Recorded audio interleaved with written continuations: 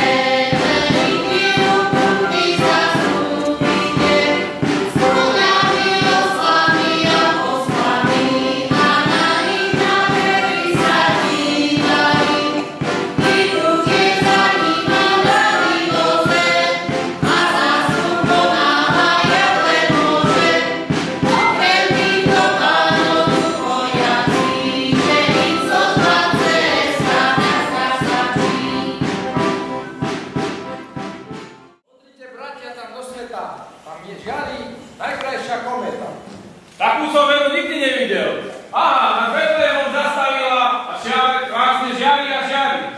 Čo tá hviezda vraví? Zo starej knihy som vyčítal, že keď sa niečo také zjaví, tak sa rodia noví králi. No tak poďme a nájdime ho. Veď mu patrí ústa naša. Hviezda jasná od východu ukázala na oblohu, na západ sa hýbala a tomu kráľom znak dala.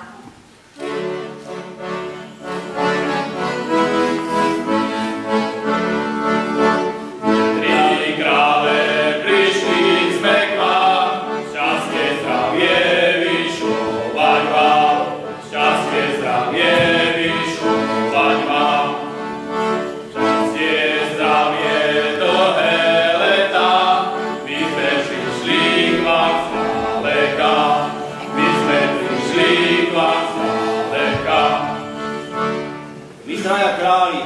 z ďalekej krajiny prichádzame sem medzi tento neznámy ľud. Boli sme u kráľa Herodesa spýtať sa, kde je kráľ narodený, novou hviezdou oznámený. Prišli sme sem, aby sme sa mu kláňali. Napravte nás na cestu. Prosíme za to. Ja mu dám ako dar zlato. Hviezda, ktorá sa nám ukázala, na cestách nás prevádzala, taká sa nám zdala divná, iným hviezdám nepodobná. Už pýtame sa na jeho bydlo. Ja mu nesiem na dar kadidlo. Ja som od Arábie král, odsúkávam opalenú tvár. U nás nikdy zima nebýva, mám slnko stále pálieva. Ja som dal tej hviezde vieru, nesiem obetovať túto vieru. Ježiško, ja ti darujem toto zlato. Odo mňa príjmi kadidlo. Ja ti dávam túto vieru. Bratia, poverme sa domov, lebo ešte nás taká dlhá cesta.